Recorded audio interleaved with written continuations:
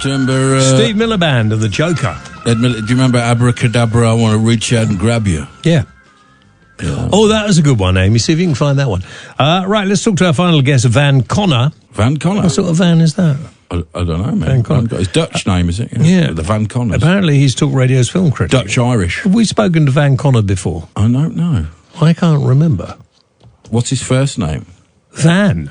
Well, no, Van Connor is his surname, isn't it? Well, you ask him. Mr. Van Connor. Mr. Whale. What's your Christian name? Donovan. Donovan Van... What was it? No, just Donovan Connor. Just shortens the Van. Oh, right. Not Don. No, well, you can be Don as well. Sometimes I call myself Donny when I'm feeling particularly arrogant. All right, okay, but Van. Van. Just Van's fine. Okay, sorry about him. He's completely nuts, aren't you? Don't say that about our guest. No, you twallop. Right, well, the Oscars have been announced, have they not? The Oscar nominations are here. We have our nominations. We know the films that we are stuck talking about for the next 5 weeks. Yeah, well, why hasn't the Elton John movie got in there? Oh, I absolutely couldn't tell you. I mean, to be fair, I think they may fear that there was a repetition after Bohemian Rhapsody last year because there was a lot of praise heaped upon that. So there might have been the thought that because the two films sort of didn't really have much of a buffer between them in the release, only a matter of months. Same director as well. The next one. Same director. Indeed, just dumb luck there as well because Dexter Fletcher took over at the end of Bohemian Rhapsody, wound up directing all of Rocket Man, and he did a great job as well. Well, I haven't seen Rocket Man, but I enjoyed. Imagine the Queen film you've seen, but imagine it's Elton John. And it's the same thing. Oh, is it? Yeah, all right. Yeah, okay. Save you time. I've seen the Irishman. That is excellent, and everybody says, "Oh, it's a bit long."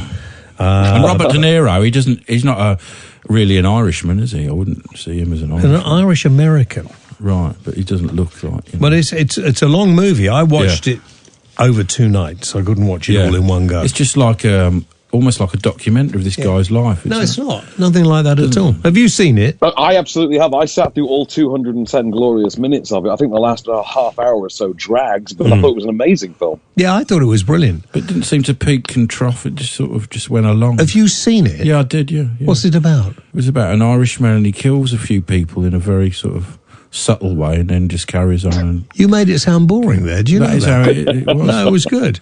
I haven't seen The Joker, but people who have say it's brilliant. It just doesn't appeal to me. To be perfectly honest, I'm not much of a fan. I think Joaquin Phoenix is amazing in it, but I don't think it's a great film. I mean, it leads here with 11 nominations, or it thinks it does anyway, because almost everything notable about Joker is something that it insists upon itself. So, I mean, why this film has been put up for so many awards for any reason other than being patronising is beyond me. It's cool, isn't it? It's sort of cool. He'll win the Best Actor, will he, Joaquin? He'll absolutely walk away with it, Joaquin Phoenix. But yeah, it is to seem cool. It's that sort of divorced dad trying to impress a sort of an embittered teenager kind of. It's a very woke film, isn't it? Sort of. Yeah. Oh, I'm with it. I'm hit. Yeah. It's that kind of a sensibility. I've never heard of him. River Phoenix has been around for a long time. You remember River Phoenix, the tragic? Yeah. It was his brother, isn't it? He was the bad guy in Gladiator. Wasn't it his brother? Oh, was he the bad guy in Gladiator? Okay. Yes.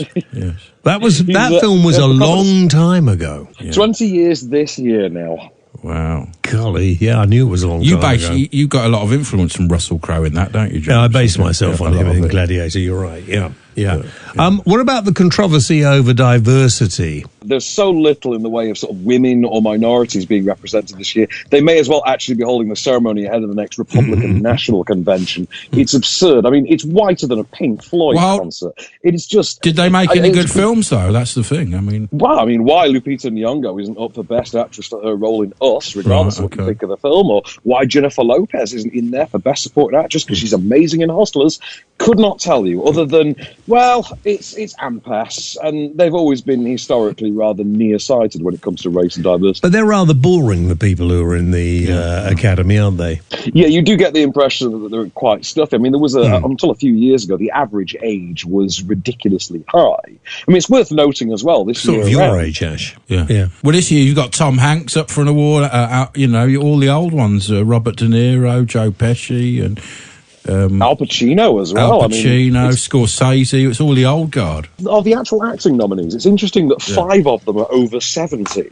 I mean, in the Best Supporting Actor category, Brad Pitt is the youngest one there, and that guy's 56 years old. Golly, that is old, isn't it? Yeah, not for you. I mean, for me, it is very old. I'm overjoyed about Al Pacino, though. I think Al Pacino getting nominated is amazing. This will be the 9th time Al Pacino has been nominated for an Oscar. Has he won one? Al Pacino's won Oscars before, but he hasn't been nominated for anything in 27 years. The fact that he's been nominated for 9 films ties him with, I think it's Paul Newman and Spencer Tracy, for number of nominations. Would you put him above De Niro? You know, out of him and De Niro, who would you put at the top? For me personally, in The Irishman, I thought Pacino was the... No, but overall, career-wise, who would you put career-wise at the top? Oh, I don't think he could rival De Niro in terms of just the breadth of his career, because don't forget, Al Pacino has gone into direct-to-video territory long before De Niro started sucking.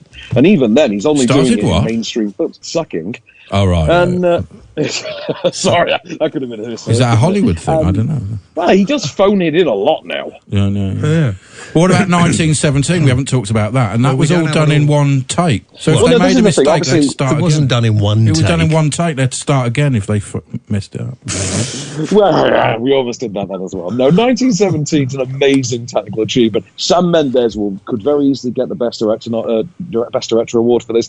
Absolutely should get award for Best Cinematography, because Roger Deakins' work on this thing is badass. Amazing, isn't it? One quick thing, because it's on Netflix at the moment, I might watch it. The Two Popes. Oh, yeah. Yes, The Two Popes. The Two Popes is up for Best Actor and Best Supporting Actor for Jonathan Pryce and Anthony Hopkins. It's got Best Adapted Screenplay as well for, I think it's Anthony Carton, who was involved in The Theory of Everything. He wrote that as well. I think this one's got serious pedigree. There's a lot of critical love for it. The performances seem to be very cherished. I don't know. I don't expect it to win anything, but I wouldn't be surprised if it did. Have you seen it? I have, and I quite enjoyed it. Okay, all right. Van, thank you very much indeed. We'll try and get you on again with more time. In the moment, Van Connor, that's it really, isn't it? That's it.